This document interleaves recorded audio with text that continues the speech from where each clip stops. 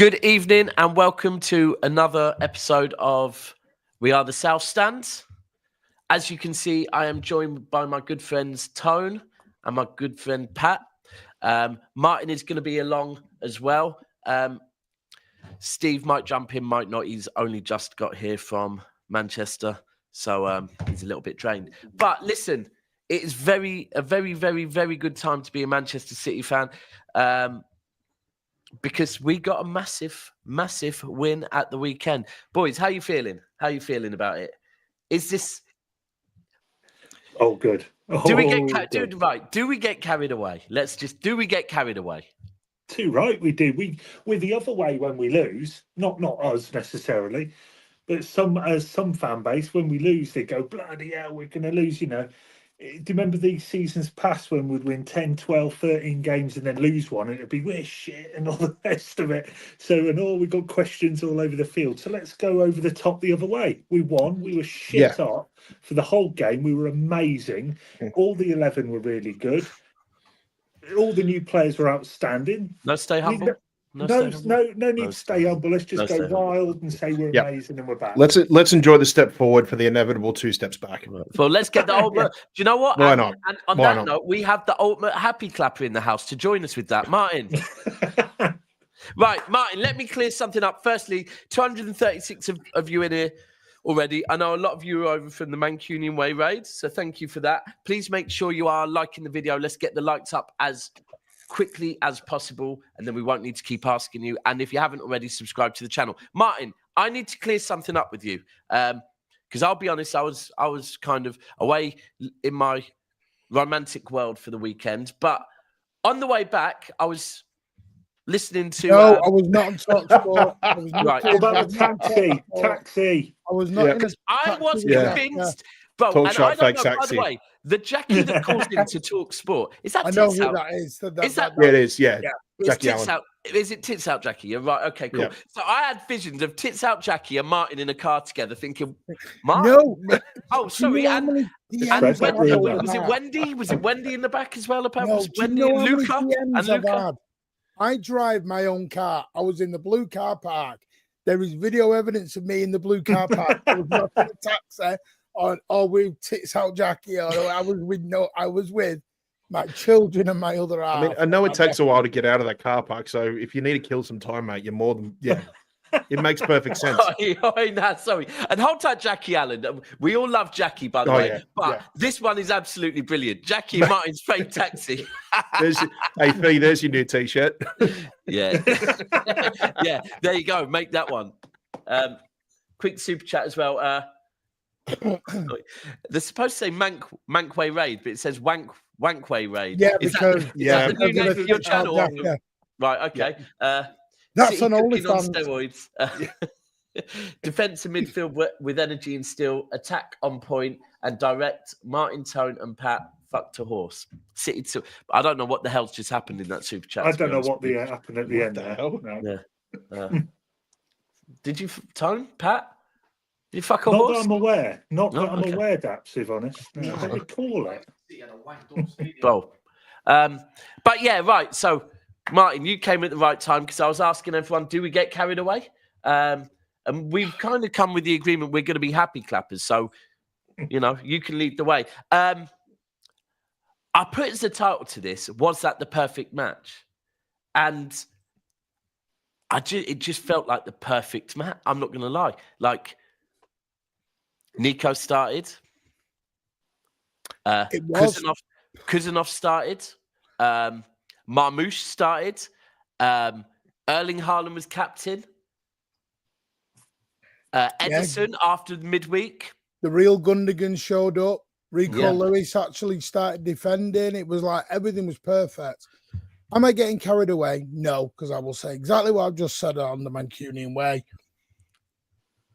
There is a reason he rested KDB, his stepson Bernardo, Ake and Diaz, because I'm telling you now on Wednesday night, we will go back to sideways football, 25 minutes to build the ball up. I thought he was a happy clapper. No. We were happy clapping just then.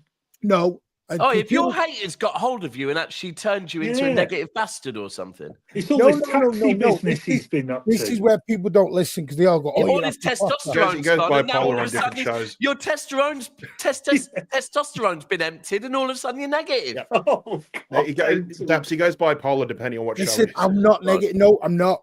Because I'll be honest with you, I thought it was outstanding, that performance. That is what I...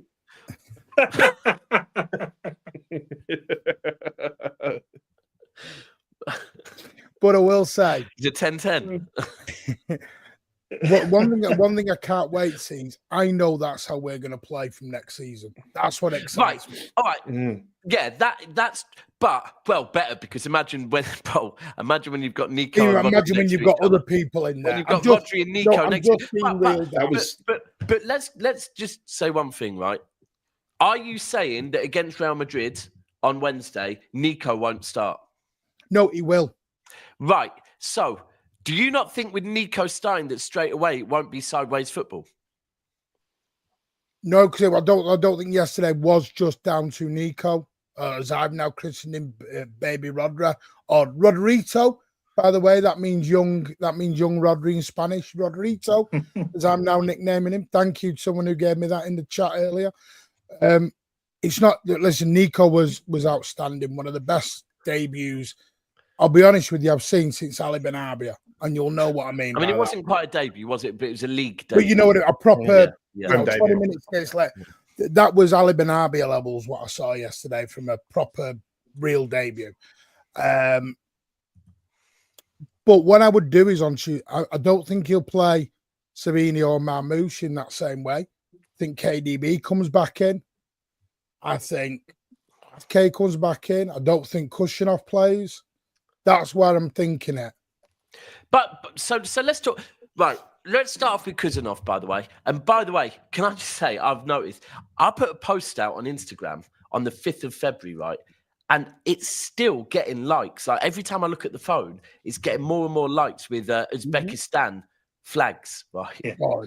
They are riding out for their, I think is he their first export? Because they are, you know what, we've got, and it's beautiful. But watching Khusanov, do you know what I loved is, firstly, you know, we all know that he's physical. And there's one point where he never should have got a foul for that Anthony Gordon shoulder barge, by the way. He just pushed Anthony Gordon off. It was not a foul remotely. But what I loved about him is, I don't know if you watched it, how comfortable he is playing the ball.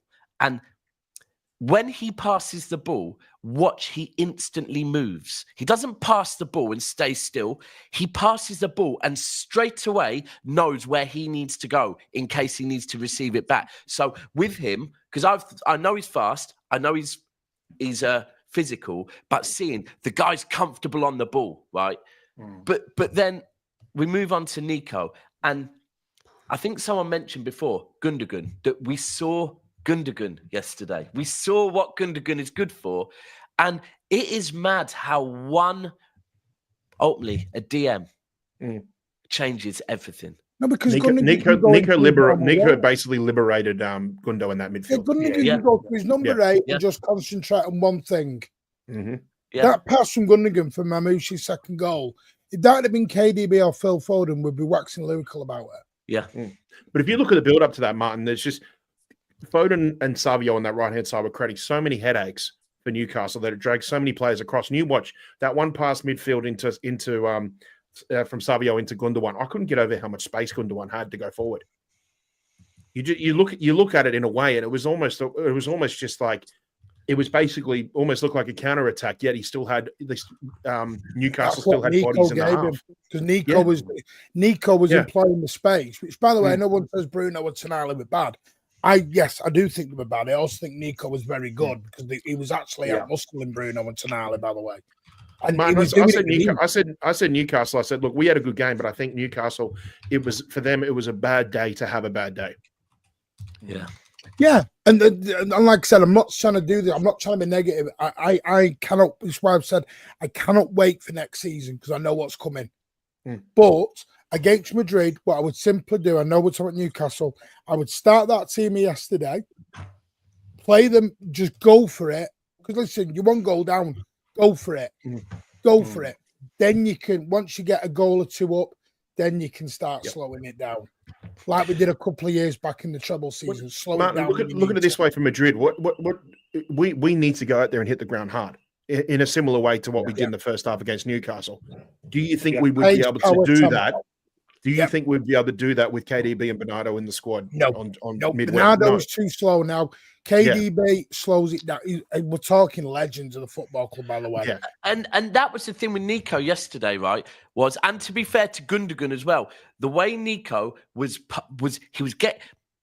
it was nice to see, because look, if we go back to Rodri first season, when Rodri first came in, and there's been many other DMs that have come to this league, especially when they've come from the Spanish league, and they received the ball in that certain area of the pitch, which is in between our goal and the halfway line, with their back to the rest of the pitch, and they take their time. They think they've got too much time on the ball. What was so nice with seeing Nico, who's still a young player, was every time he got the ball, he didn't dilly-dally on the ball. 1-2 touches and moved the ball. And that then allowed Gundogan, Foden, Marmoush, Savio to do what, and do you know what, even Rico, right? It allowed everyone to do what they do best because he was moving the ball. And how comfortable he is in tight spaces is just so beautiful to watch. That is day one. That's day one. This shows to me what we've had a major problem of this year is when everyone is off their game and everyone's panicking,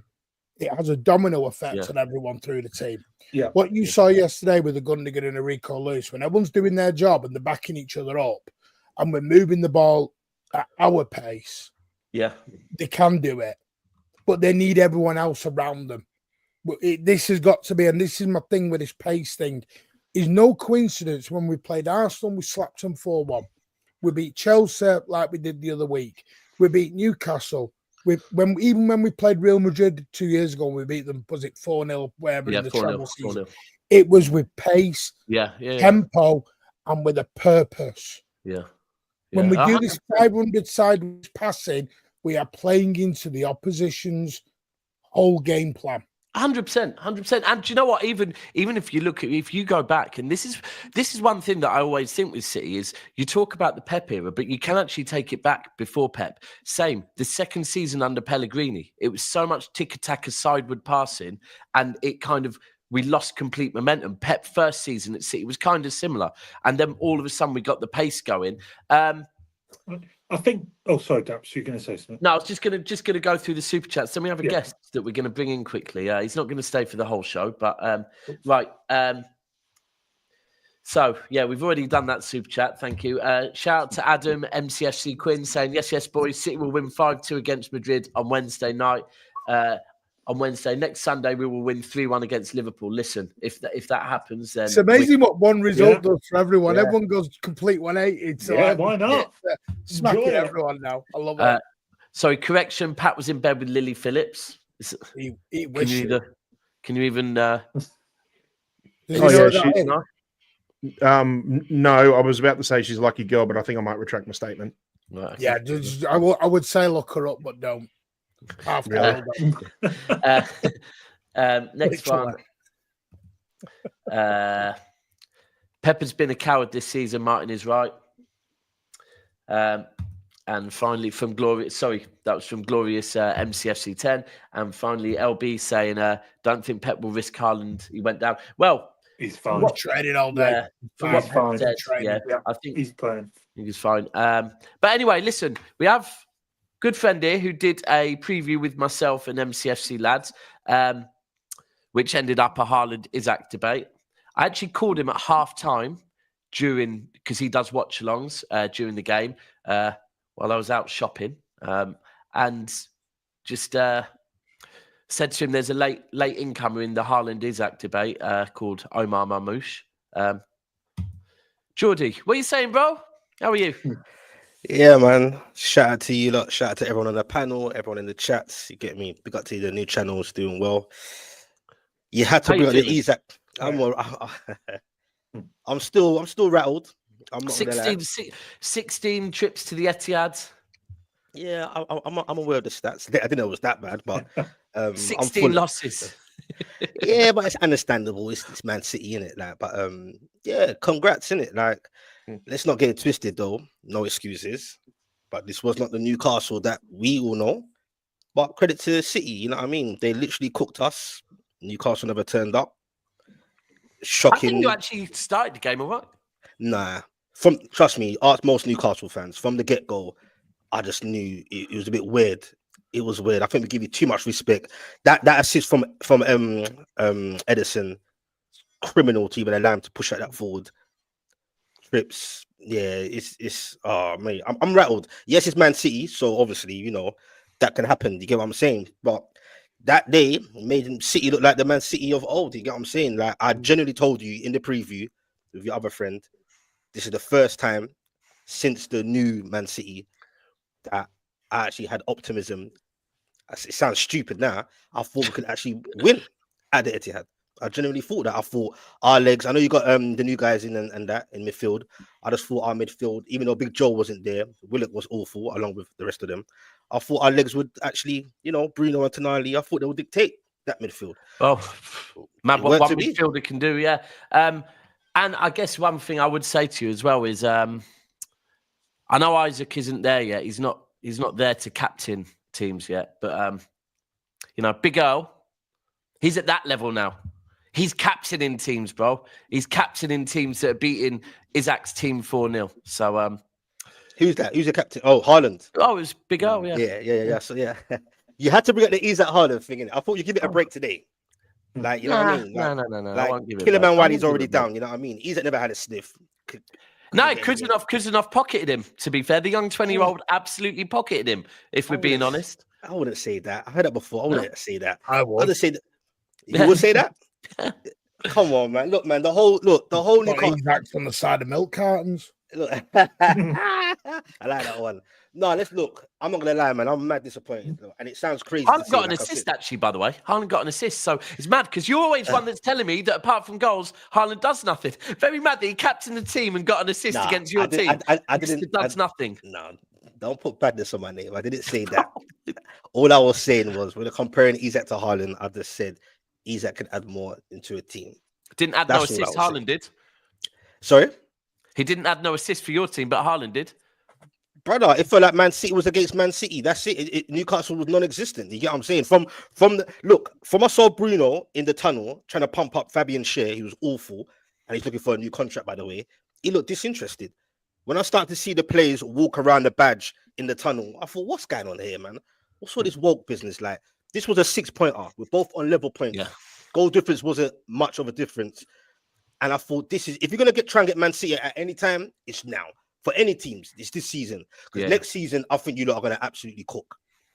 I think you lot are going to absolutely cook. You get what I'm saying? So if you're going to try and get at City, it's now at least a draw. At least show some fight and desire. Play for the badge. Do you get what I'm saying? All those fans that travelled as well. It's horrible. It's actually shameless. Because even before it got to 4-0, half of your stadium was empty. Can someone on the panel explain to me why that was the case? Or was it just mad disrespect? Like, it's just Newcastle. Game's done. Like, what was it? Is that a thing? Is it traffic? Why was half of your stadium getting empty? Can't have been Martin. Martin was in a taxi outside the stadium until about 9 o'clock. So okay. Yeah, man. Jackie on Talk Sport. Okay, yeah, big up Jack still. Nah, seriously, like look, kudos to Man City, man. You get what I'm saying? You had a tough game before that. We all saw what happened. It would do for your confidence going against Madrid at the Bernabeu now. Do you stick to the same team, or would you change it again? Because obviously you made 6 changes. Discussing. That was ultimately what we were just discussing. You made 6 changes for this game, right? Yeah. Refreshing changes. Yeah, that makes sense. Yeah. Yeah, man. I think going into that, what does Pep do? Do you just keep that winning feeling going on? Newcastle were bad though. Yeah. Don't get twisted. No, I'm not saying you were bad. So just especially in a game, going into this game, that when we spoke the other day, I was kind of almost of the opinion that this game and the Liverpool game should now be prioritised over the Real Madrid game for me, right? Because the Newcastle game and the Liverpool game, I said, were 2 very much winnable games that are very important that we win. Whereas the Real Madrid games, a lot more difficult to win. Now, in hindsight, it's kind of like, well, you know what? Madrid drew at the weekend, so now that looks winnable.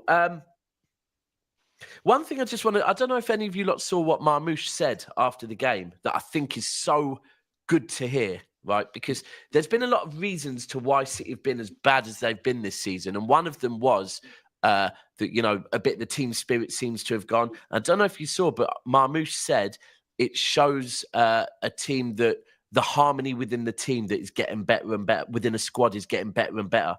And if you look at, I don't know if any of, can you lot remember Shark Squad? No. Martin, can you remember when Walker, Mendy, and all them lot first joined City? And Shark Team. Shark Team, that was it. Shark Team, yeah. right? And it was Pep's beginning of Pep's second season, and it was a real thing of building a squad spirit, right? And hearing Marmoush say that made me think, yes, this is what we need, because it has seemed like, and that is where, for me, that's where a rebuild or a rebuild of confidence comes from. That you need these new players to come in and this new team harmony to be built, because it's been pretty obvious over the last probably, 5 months at City, things haven't been right behind the scenes. There's people you could sell. And to hear Marmoush say and see the way everyone celebrated. I don't know if you saw, did you see when, for the Edison assist? Everyone went to him. Everyone went to him. that. But they went to Edison as well. Kuhsanov and Stones went to But Edison. we've had that gaps. We've had this whole season, and it's like I saw a stat yesterday. You know this. Do you remember 2 weeks ago we were talking about, if it's not Haaland scoring, it's Gavardio scoring, yeah, and nobody else. Do you know who the second top goal scorers in the whole league are? Manchester. Yeah, I wouldn't disagree with that. It's the goals conceded. This is the thing that I'm finding mad. We've scored more goals than Arsenal. Only Liverpool have scored more goals as a team than us. Yeah. Did I read after we lost to Arsenal, we conceded more goals in the league than United? Yeah, that's been the problem. No, is it that bad? That is bad. The thing is, if City beat Liverpool, I know it's a big if and but, and Newcastle beat Forest, we go above Forest, we go into third. Yeah. It's tight. And then we play them the following week. Belief. Yeah. I think because we went through this period of the 12 games and 1 win, I think everyone just went into the panic mode and thought everyone was doing. And I get it. I fully understand it. But this is why I've said I've never thought it was as bad as people were proclaiming. I know it was bad, but because it was, let's just get to January, rebuild, and we go again. I think what we've done in January is very, very clever, because we're going to allow Marmoush, Khusanov, Echeverria.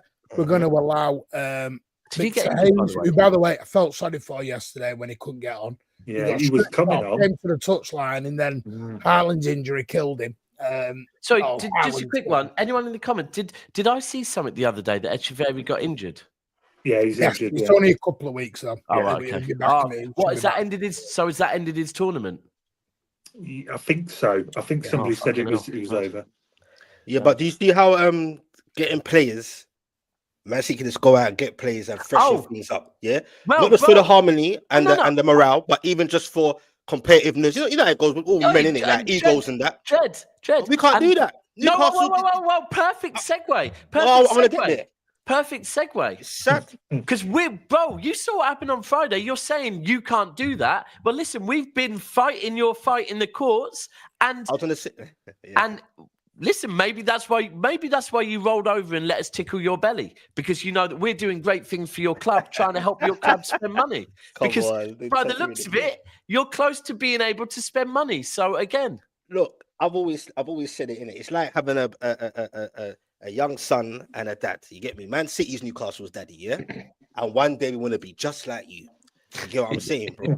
Like, we've got the owners for it, you know what I mean? And this Richard Masters, he just gets on my, seriously, if I have to be careful what I say, that Masters, brother. Like, City are more and more making these guys look silly. Do you get what I'm saying? The whole, what's it called? AMT or AP, whatever you call it. All those APT. rulings as well. Yeah, all of that. And you know what? I generally don't think Man City will get any charge. Like all these people hoping for hating on Man City getting these charges, I generally don't think nothing's going to happen, bro. No, They're making maybe. They're making these rules that the Premier League put in. They're slowly exposing them for being the exact reason that we've said from day one. The rules were put in place. They're saying and now the funny thing is that what they're saying now is that I literally watched something earlier on where the people on Sky Sports were saying, look, it's all great that Manchester City are exposing these rules, but if they drop these rules, then it's going to allow teams like Manchester City and Newcastle to spend so much and then have a monopoly.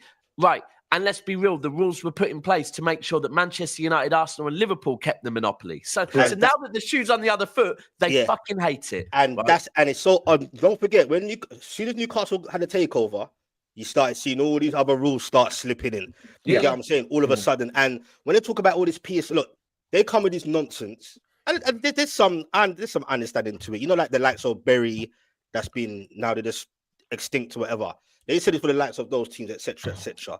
But look how much money the Premier League teams are making in general. You get what I'm saying? That ain't to protect the Premier League teams. Like, they're not going to go into liquidation all of a sudden, bro. There's too much money that Premier League teams are making and will be making. You get what I'm saying? So it was not for that.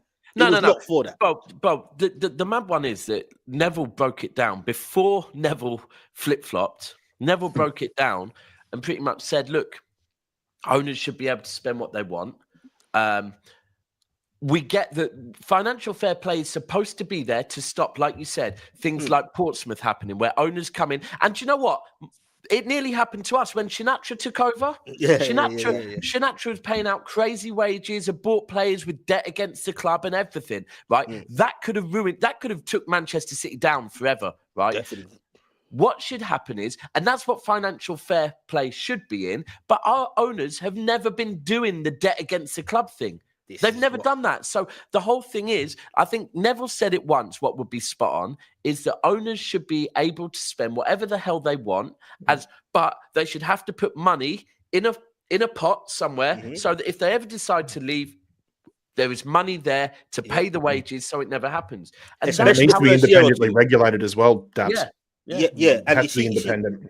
And all of you have just said, I get that part as well, especially when I genuinely believe, at least in the first year or two, you get what I'm saying, especially the so-called smaller clubs, Newcastle at the time, and I know Matt actually kept us afloat.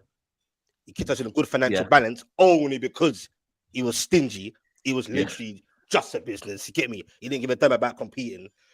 But at least for the first 2 years, let the owners come in and flex their muscles. You get what I'm saying? 100%. And let us try and compete. You get what I'm saying? But the likes of the Liverpools and all that, and Daniel Levy and all them boys there, trust me, they low-key are the ones behind the scenes that are going against us Cities and Newcastles. They don't want this. Especially now when they're in the league. Look at Newcastle. Daniel Levy is one of the main guys that is against Manchester City. Oh, I know that, bro. If you check it, if Newcastle could have done what they wanted to do, I know it's not all about money, it's about coaching as well. Let's not get twisted. Money ain't always be an end all.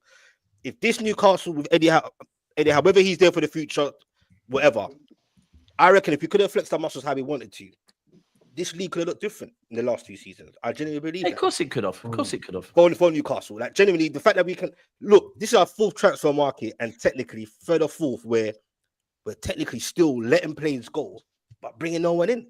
Our only significant signing in the summer for free was Lloyd Kelly, and now he's gone already.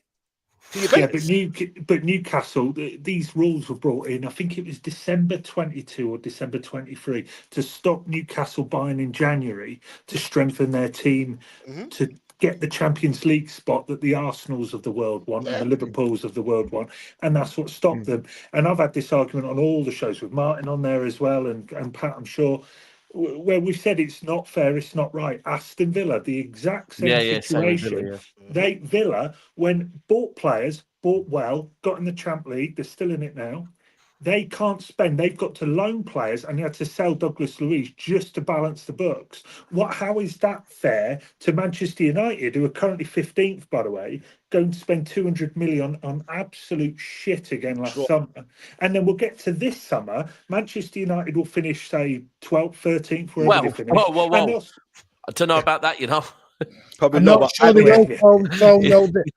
United are getting very close to a limit now. Yeah, I don't think United can spend anymore. They're getting a bit close. You're right. They're not allowed to spend anymore. I was also saying, I mean, let's move back to football, but just quickly on Manchester United. Listen, boys, I've been saying Man United won't be in a relegation battle. Manchester United, pretty much for the rest of the season, have a front three of Garnacho, Højlund, and Xerxes. Ahmad is out for the rest of the season. Mainu is injured for at least 6 weeks. There's 3 worst clubs, Daps. Let's be honest. There are 3. There are. However, Manchester United are going to be in a relegation battle. Yeah, I honestly believe it now. I honestly believe they are going to be in a relegation battle. I thought Amorim was the great saviour, beat Pep, best manager of all time. Xerxes. When United bought Xerxes and De Ligt, no, that was me who said that. So. I was on the Amorim train. And all these, but when they bought these players last summer, Daps, we go through the same bloody thing. United fans every summer. They buy 4 or 5 players for 200 million. They're back. They're the best ever. City should have signed Xerxes. All this other crap. By December, they're all sulking at the shite. We told them at the time, you're shit. You know me, I totally agree. I think Newcastle have been screwed over a little bit. Yeah, I don't think they've helped themselves either. You know me, I've said this. I think, man, let's be honest, mate. They were drafting that before the Saudi takeover, and then basically by the time you'd done those January signings, like a couple of months after, the ink was only just drying on those whole APT rules. In my opinion, that's what they have been screwed. I said I don't think Newcastle have helped themselves either. In what sense? Now go on. Sorry, in what sense? I do think you could have got out of this by selling someone. All it would have took was one player out, and you could have bought. Bruno. I mean, they did. They sold Minte. No, we sold. We mean recently. You mean? I'm talking someone that you'd have made money on. I'm not talking a Minte at 30 mil. You know what? I heard that, but because at the end of the day, like I just said this on the Newcastle channel. And by the way, I don't want Bruno now. I don't think he's worth the money. I think we've moved on from that. Not yet. What I mean is seriously. Give me Tonali now. Give me Tonali. Bruno is 27. That's about to hit 28. Newcastle are not going to be competing with a title in 2 years. It's going to take him a bit longer. By the time they hit, he's going to be 30 years old. Yeah, no, market value is going right down. But why if they'd have sold Bruno now at 100, they get 400-500 million to go and spend on amortization through the door.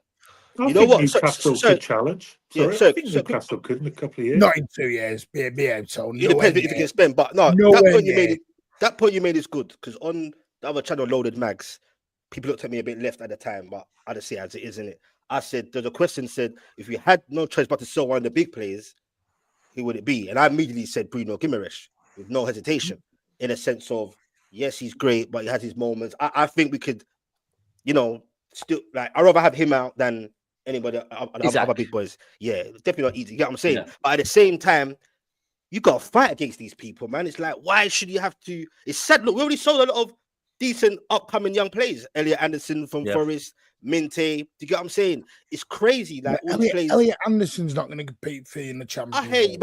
I hear you, but you got to look at this in a long-term thing. And my point is that I know, and I agree, the rules are wrong. But Forest about to sell, Villa about to sell their best players, Liverpool about to sell.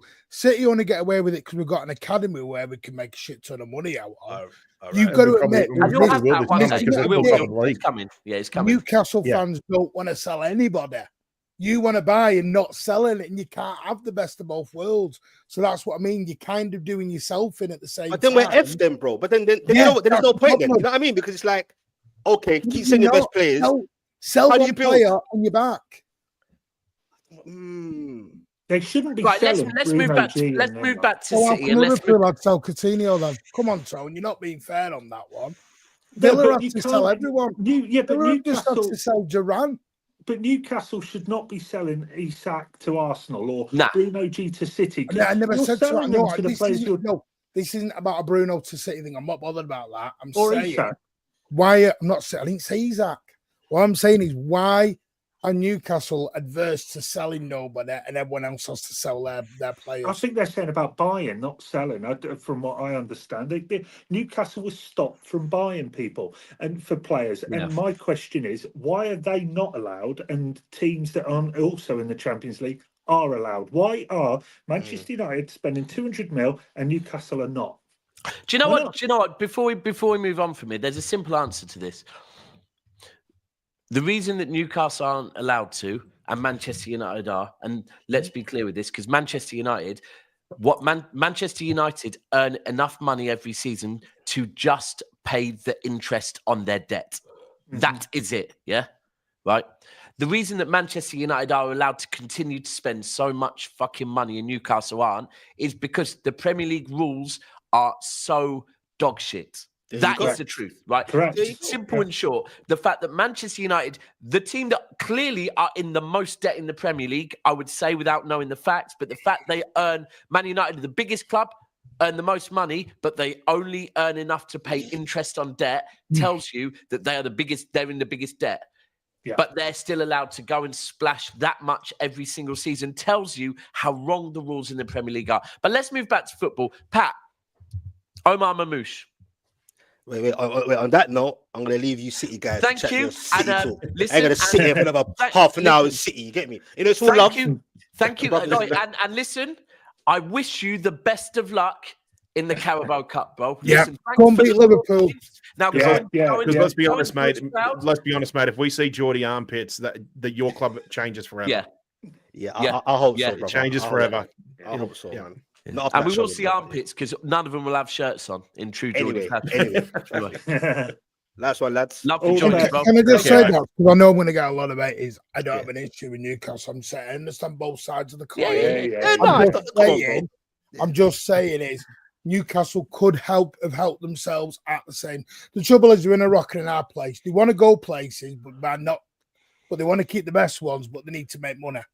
But And then we it's can't so do hard. that. But then we can't. Then they're retracted. That's what I'm saying. They're Is retracted. it because the rules are shit? The rules need changing. And Yeah, we're but fighting you've got- back. I hear what you're saying, though. I hear Once what you're you've got saying. that financial ball and Alvarez. chain off your It's ankle, all then you Alvarez. can go for it. Yeah. Alvarez, come on. All right, cool. You don't got players to sell. Anyway, different levels, isn't it? All right, Different listen, we'll levels. see you But next nice year one. for another 4 points. Thank you. Right then. People, there's nearly 600 of you in here. Likes are on 299. Let's get them up to at least 350, if not more. Patrick, over to you. Sorry, Pat, not Patrick. Omar Marmoush. What's the chant, by the way? The chant is it's. I don't know. I've heard tons of them. See, the one that I've heard was. I can't remember it now. I like the one personally was. I think. We are the City boys. It should be Marmoush, we are the City boys. But anyway, Pat, talk on Marmoush. How good was he? You know, I said in our previous show, just, you know, you want to put comparisons to, you know, Alvarez, but the difference is that you're talking about young up and coming talent, and Marmoush is already the ready-made product. I'm glad that those that showed patience with him for the first couple of matches, you know, expecting Bundesliga numbers. Well, it only took about 2 or 3 games, and now it's already started. So, what a rapid, amazing sort of player we've got there. Just incredible versatility, but also, you know, somebody who just offers so much more in attack than what Haaland can do, but also a fantastic partnership as well going forward. And, you know, I look at these two guys, and, you know, people were talking about before we signed them. I didn't even pay attention, but the fact that basically, you know, we've got such you almost got a spoil of riches going forward now with attack. And, you know, it was so interesting to see the way Marmoush played, but also the way he played alongside a much more reserved, a much more controlled Erling Haaland as well too. It just means that this is a sort of thing that can create so many headaches for opposition now going forward. And I'm looking forward to more and more of this Haaland and Marmoush. And, you know, if this is going to be a sample of what we're going to see for future years. I just get this feeling that, you know, looking at the way that we played this game, I know for a fact that if we're back on these sort of shows, you know, in 9 months' time, we're, you know, having a rapid start to the following season, we're going to come back to this match. And it's because of players like Marmoush and the way that Haaland played in this game, the way Savio played in this game. Didn't come themselves in glory by getting on the score sheet, but they still had a fantastic game. These are going to be games that we come back to big time. Glad you mentioned Savio. I thought Savio was class again. I think Savio is, and it's been ever since I was very vocal about the fact of how well he started, Savio, but then how he seemed to, when the team's form dropped, it's almost like Savio took it upon himself to become obsessed with needing to get a goal. and it was really impacting his decision-making, that he was no longer looking for the right pass, looking for the right cross. He was just looking for a goal every time. From the minute Savio got that goal, he's changed. And he now looks like he looks like a happy player again. He looks like a player. And sorry, 1 second. You lot take over. My alarm's going off. Yeah, Savinho, I thought was brilliant. He was terrific. He's really, really good. And he's getting better and better, and he will get better and better. Tone, the best thing about Savio was he wasn't even playing on his favourite side. Yeah, You know what? His weakest side on his right side, he was unreal. And that build up to the third goal was just he was flat footed, 35 yards out, beating Lewis Hall and at least one or two other defenders to the byline. Just cut back, and Marmoush could have double tapped that and still put it in the back of the net. It was just when was the game? Here it is, January 21. Does anyone remember the West Brom 5-0 away?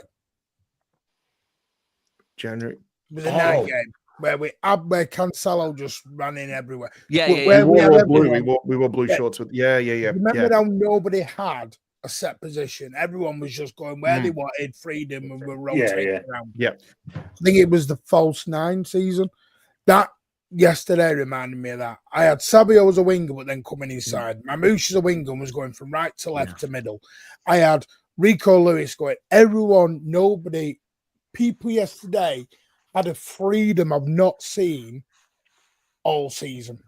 Yeah, but that's thanks to Nico Gonzalez. Yeah, and not only that, I've never seen the first when I noticed that, my God, this is different.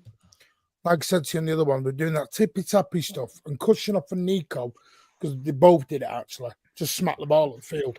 Pep Guardiola stood there and went, I saw one of them. Yeah. And I'm like, he's getting it. Khusanov, he's getting it. Even he's like, just get rid of the damn thing. If you can't do anything with it, just clear it. We'll reset. Now, I think that is because Nico's now in there. Because he now has got that safety net of an actual CDM. I think he's like, right, do it now and we can build back up again. I don't think he had the confidence to do that sort of stuff without a Rodri or a proper CDM in there. Yeah. I think it's scared 100%. Yeah. Because I don't know if they showed it on the TV. I've never seen Pep Guardiola as pumped up for a game as I saw him yesterday. The guy was on it from minute one. Yeah. But I think he could tell from even the early minutes, and if anyone's going to tell, it'd be Pep, that he could see things were working differently. Pep will know from the first minute or two what's going to lay out from there on. Nico Gonzalez was so good. I went straight 10 out of 10. I thought he was unbelievable. And the effect that he's had he's had an effect on every single player in that team. Guardiola was disappearing up the left, then he was back. Rico played well, like you said earlier. Gundo, best performance since his return. You've got all of these players. Vardy was mint, by the way. Vardy was mint. And you know what? Vardy breaking news. His glasses are coming. They are. I promise you, they're coming. I promise you, they are coming. Do you know something that? Just back to Omar Marmoush, quick. Something that. Who was it? It was someone on Talk Sport said. Martin. It's not me. It's not me. Was that when the ball over the top from Edison, right? The minute Marmoush strikes the ball, he starts running off to celebrate. Yeah. Right? That is how confident he is in his finishing ability. Right? The minute he struck the ball, he didn't... You see the crowd waiting to see if the net bulges, right? He ran off. He knew. And I'll be honest with you. I think he's going to be a lot more clinical than Alvarez for starters. Because I know this is... 34 G&A this year. Yeah. But this is why I said... It's great business from City getting it done in January, because if we would have waited till the summer, it would have been 100 million. I'm telling you now, the GA he had, it would have been 100 million, right? Yeah. Because we've seen it with Wirtz. Wirtz had one good season in the Bundesliga, and look at the price everyone was saying for him. So it was really good business. And I also think what you were saying about Haaland, the fact Haaland was made captain, the fact Haaland looked happy seeing someone else scoring goals. Because you've got to remember, this is a weight taken off of Haaland's shoulders. Haaland has played every single game pretty much this season for us. He's seeing that, you know what, I'm going to get a rest as well. But, Tone, what you were saying there about Pep must have watched that game and watched Nico Gonzalez and just been thinking, oh, fucking hell, this is what I've needed. This is like, because he's playing football the way Pep likes football to be played. Yeah, look at Martin there laughing. Yeah, I'm laughing because I'm like, Kovacic is going in CDM on Wednesday. No, he's bloody not. Please, no. But can you imagine, Dabs, Nico and Rodri together? I mean, this is just dream stuff. I mean, this is wow. Yeah, he was amazing, mate. He was just amazing. And Echeverria, by the way, Phil Foden yesterday. Yeah, I heard Foden was a lot better as well. Running around them spaces, but Rico Lewis to have the game, the second half he had against Real Madrid, and to come back and show that maturity in that. I'm going to say it, excuse my language, but the set of bollocks that he had on him yesterday, he was winning headers against Isaac. Yep. I'm like, brilliant. You wanted it. Kuhsanov, John Stones. By the way, I'm with Rich now. Anyone saying John Stones is getting sold in the stomach? No, he's not. Do you know what? He's going nowhere. Look, we've got to be clear on the players that need to go because we are not going to sell 6, 7, 8 players in the summer, right? So you have to look, and you're looking at Gundogan, you're looking at De Bruyne straight away, right? Both of them have to go before John Stones goes anywhere, right? Also, one thing that really impressed me yesterday was a clean sheet. We were 3 goals up at half time. Now, I definitely was not the only Manchester City fan that 3 goals up was thinking yesterday, oh, God, yeah, we've been 3 goals up before. Feyenoord. You know what, 4-0? I'm not kidding you, because I sadly, people notice, I have to leave slightly early because of my disability. Oh, that's why you kept quiet when you mentioned it earlier. You know that blue bugger that they have, Daps? I have to get that blue buggy down. And there was a boxing game on, so I have to there was crowd to get the bugger. You're definitely not into boxing. From you just called it a boxing game, you definitely are not into boxing. No, it went from the game. People were going from the game. It's called a boxing match. Yeah, boxing match or whatever it was. Right. But the thing is I left about 87 minutes and I went for the pee and I'm in the toilet. Some guy come in. I thought he was kidding at first and he screams, he's bringing in all the kids. For fuck's sake, we're going to draw this. And we all thought, he's taking the piss. And he's like, he really wasn't. He was like proper PTSD on it. And that was what it was like. So even at 4-0, there was some people that were like... But it's PTSD, we should know that. It's a City thing. You know what? The problem is that this 3 months of it this season has brought back typical City, right? We almost had forgot about typical City. 3 months of it has brought typical City back. But no, and what worried me a little bit about yesterday was Khusanov and John Stones as a partnership worried me a bit. Because, you know, I've always been very vocal that I think we need Ruben Diaz to lead the line. And with Kuhsanov, the fact that Kuhsanov, you know, he doesn't speak English, I was thinking, Stones is not a natural defensive leader. He doesn't lead the line alongside a Kuhsanov who can't speak a word of English. Oh, this might not go well. And hey, presto, we've got a clean sheet, right? When's the last clean sheet we got? But it's not just a clean sheet. It's the fact Newcastle didn't have a sniff. Yeah. And they're a good team with good attacking players. And they didn't have a sniff all game because of that back four. Nico G, the midfield worked hard all the way back, all the way forward to Haaland. Everyone worked their socks off yesterday. It was a best performance of the season. And they work collectively. And when they do, and they play well, clean sheet. Yeah. I honestly, I mean, we're sat here. Can anyone tell me a player that didn't play well yesterday for us? No. Anyone in the comments? Anyone in the comments? Anyone that didn't? I mean, because, you know, I saw 1 or 2 people say, Foden, but then I've also had people messaging me saying Foden looked far more like the Foden that we liked to see yesterday. So I really... And this is a thing, I think our squad needs this now because... I think it was the right time to make the changes. After the Real Madrid game, we had to make these changes. We had to bring these players in. And it was risky because it was against a Newcastle team. It was a 6-point game. So it was and this is the thing. It is quite funny. Martin, you'll agree with me on this one. And I don't know if Pat and Tone, you two can notice this. But, you know, on recent streams, there's people in the comments that are really Pep's to blame for this, Pep's to blame for this, And I've said in a few of the comments, all right, you can blame Pep for that, but do you thank Pep when he gets things right? And is it a coincidence? There's no one here. Pep took a risk.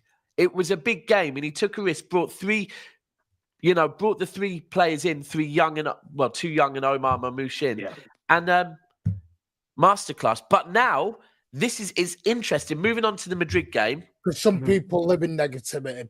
Daps, you know that, because they have the agenda, and the agenda doesn't suit. And I've always said, I know the one thing I think has been totally overlooked in all of this, and I thought this the first time he was here. Our defence goes downhill when Lilo is his number 2. I've seen a few people actually mention that. At that. Look at that. The last time Lilo was here, we had the same issue in the back. Really? Yeah.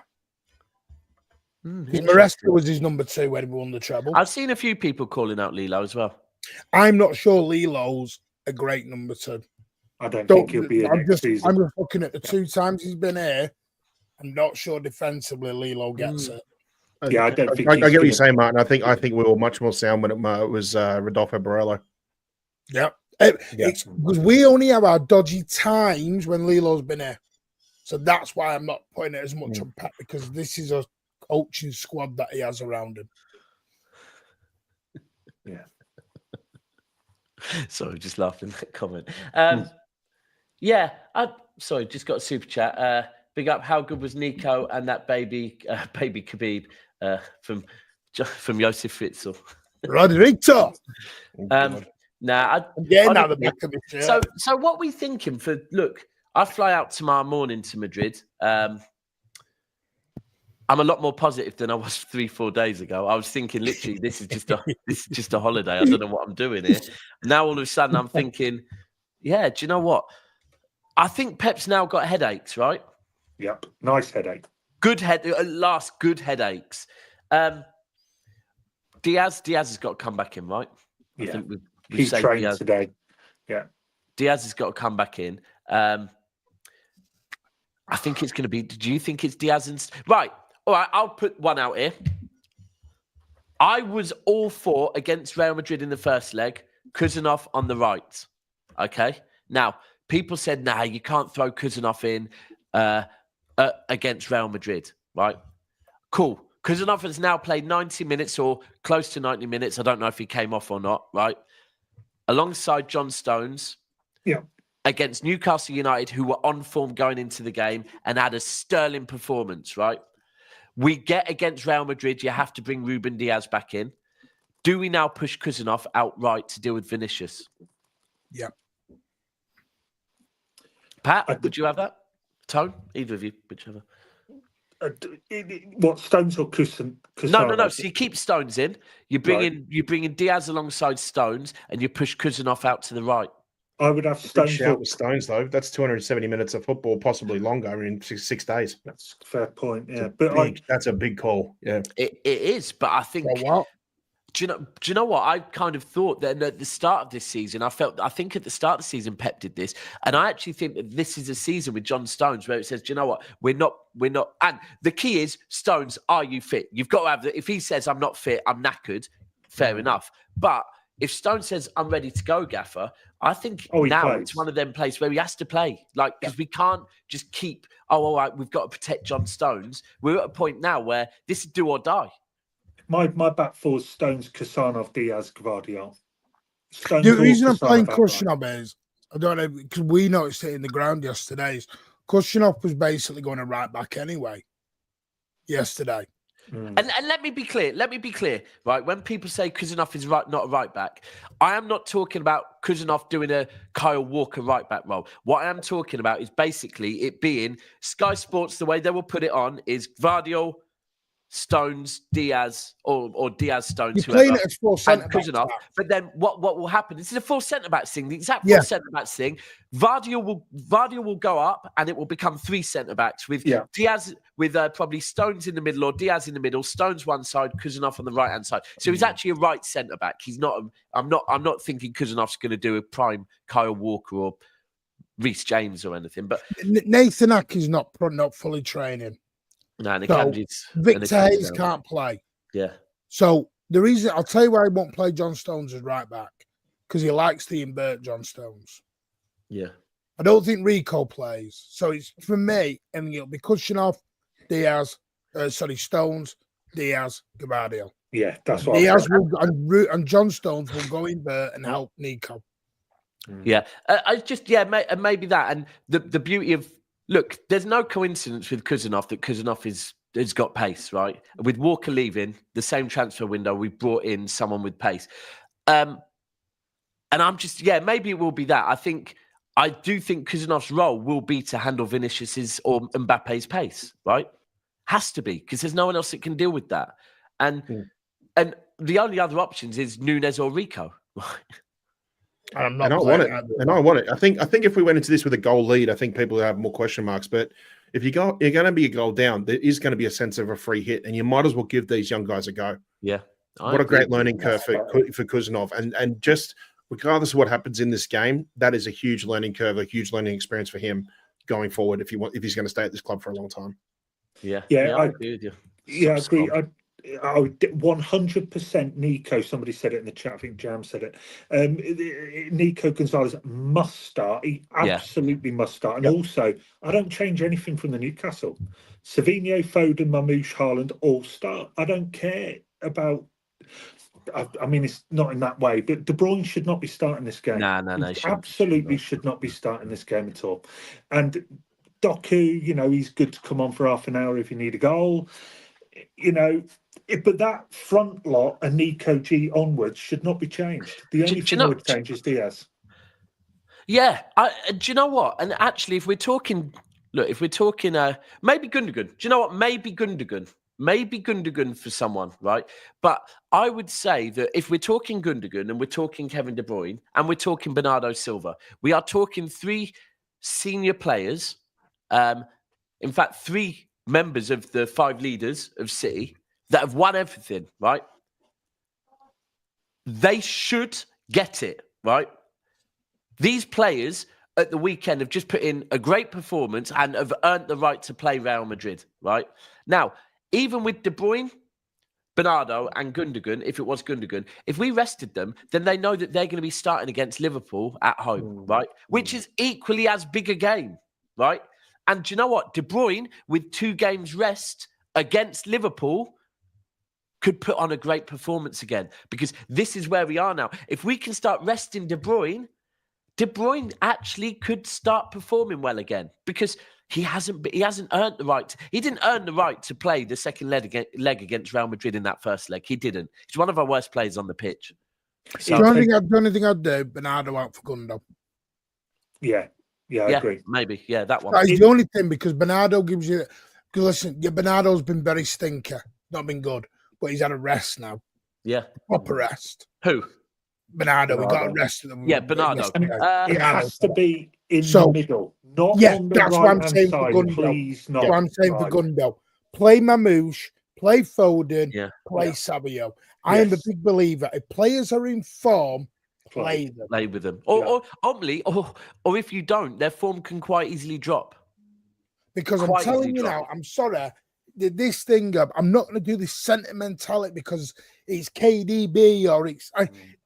If you are not in form, you don't play. No. This is what we've done all season with this sentimentality stuff. Yeah. And do you know what? It's and the whole form thing over is, favoritism. Yeah, and the whole thing is, it isn't a disrespect to drop any of these players now, right? No.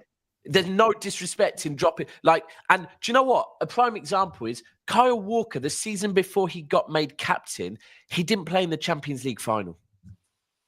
And it wasn't a disrespect. It's just, do you know what? That game, we don't need you, right? Watching the news today about Rodri, by the way. What? He is planning on trying to get back for the last few games of the season. Yeah, I think April. Apparently 7 weeks ahead of schedule.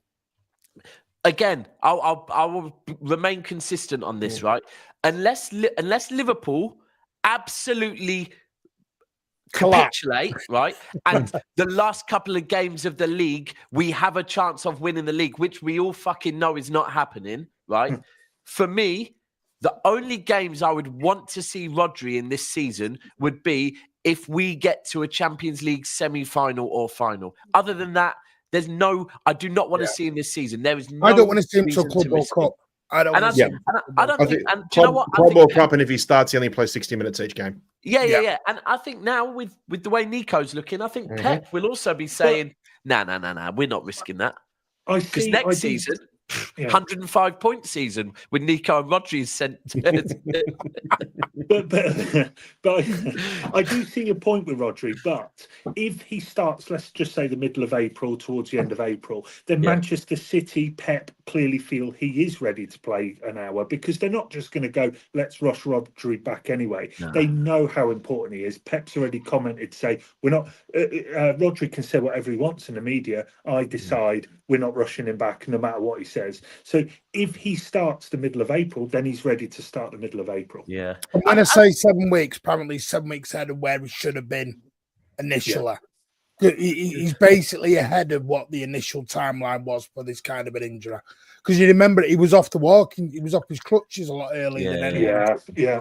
So, no, any of you, by the way, just a random tangent that I like to go on. Did any of you watch Gladiator last night? As in, not the film, as in, the TV program that was on when we were young. The Gladiator. I've not watched it since. We had an Australian version back in the 90s, and it was awesome.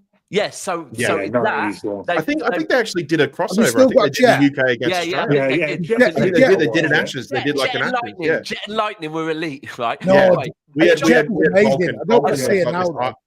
We had Vulcan. Vulcan was like this Islander lad with the big dreads. He was hilarious. And John Fashion, who was the commentator on it, wasn't it? But anyway, yesterday, a guy on there in the second to last task, he pulled his hammy, right? And he had to stop that challenge. But then the next thing was the eliminator, right? And you know the travelator, the thing that basically. Don't tell me he was running up that. Oh, he did the travelator with his hamstring gone.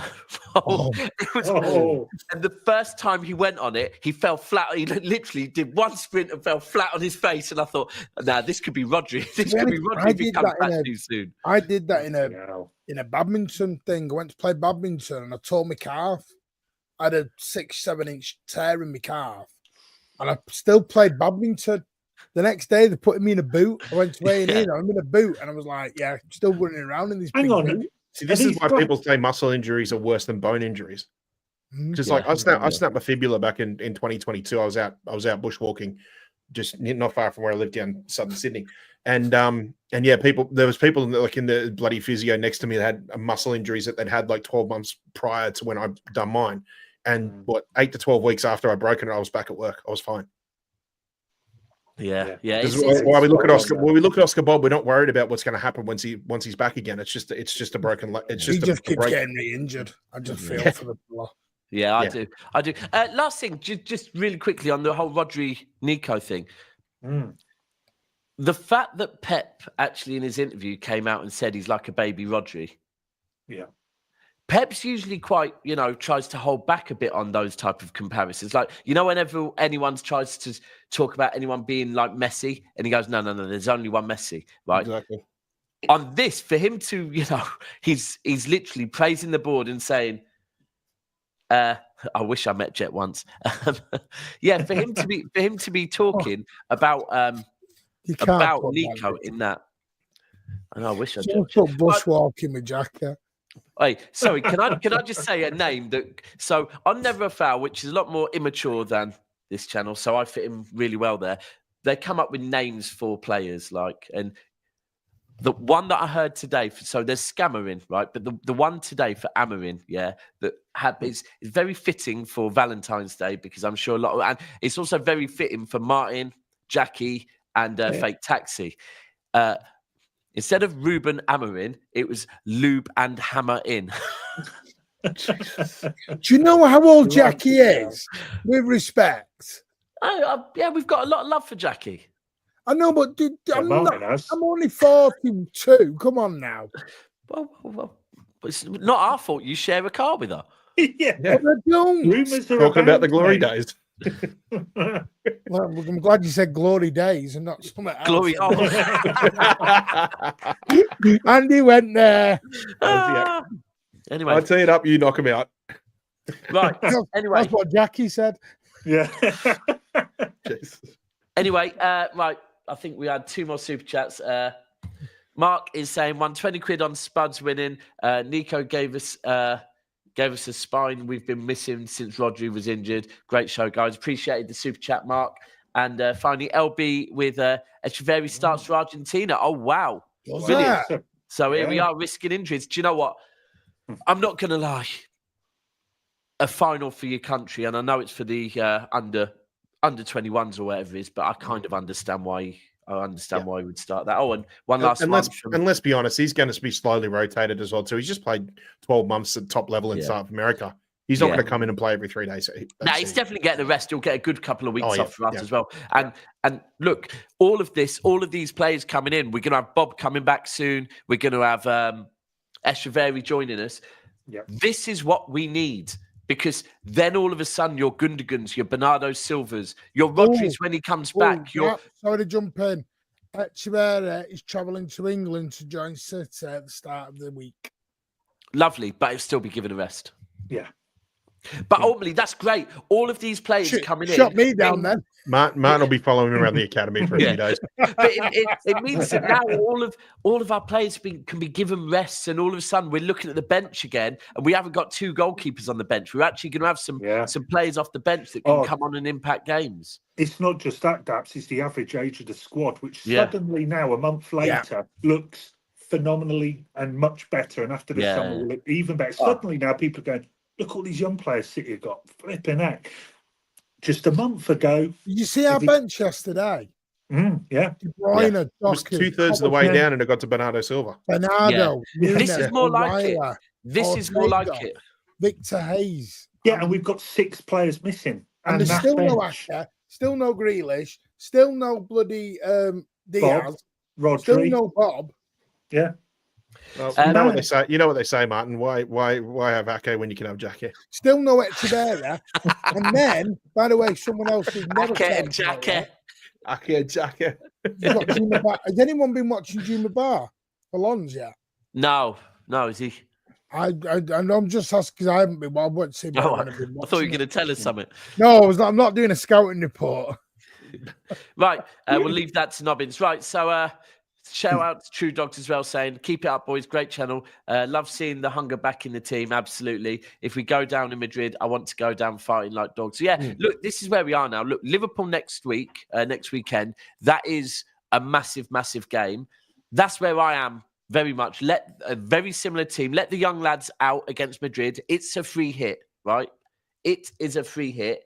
And then let the elder lot come in against... Liverpool if need be and do that one. But anyway, I am off to Madrid at 7 a.m. With Steve. We are going to be here. I'm going to convince Steve tomorrow night to do a show live from Madrid, hopefully. So we will be back with more content tomorrow. Martin, you got, the Mancunian Way boys, you got anything coming up over the next couple of days? Giveaway tomorrow, which put the video out, and then Tuesday there might be something with Let's Be Real podcast fellas. Do what I do, follow up. Okay, I think you'll be doing something out there with them. I'm guessing. Yeah, probably. I would imagine so. And then Tuesday night, I don't know whether but it depends what time because I don't know if we're doing a show. We're doing a show Tuesday. Is there a name for the show yet? Do you know what? I'm going to take Steve. So I'm going to take a list of all the names, go through it with Steve and say, Steve, let's pick one. Firstly, for the name. Secondly, I don't know if Tuesday will happen. Monday, because not many Blues are going to be there on Monday. I think Monday night I can convince Steve, you know what, let's get back to the room and do a show. Tuesday night, when all the Blues start arriving, I'm going to be honest, we're probably going to be in an Irish bar somewhere. Steve won't be drinking, but I probably will be. So I don't know about Tuesday night. So maybe you guys do Tuesday night. Yeah, that's what I mean. Cause I'll do the Let's Be Real. On Tuesday. You do Tuesday. Yeah. But anyway, appreciate everyone that's been here. Appreciate you guys coming on. Let's get these to 10K. Come on. Yeah, well, let's get the likes up a little bit higher as well. If we could get the likes over 400. And again, as always, when the show ends, not now, when the show ends, if you could jump into the comments, please, and just put your starting 11 for the game against Real Madrid. Hopefully, next time you see me sitting in this chair speaking to you, we have knocked Real Madrid out with a famous victory at the Bernabeu. And then with Liverpool. Bro, then listen, Liverpool didn't have one. Liverpool did not have one shot in that second half, right?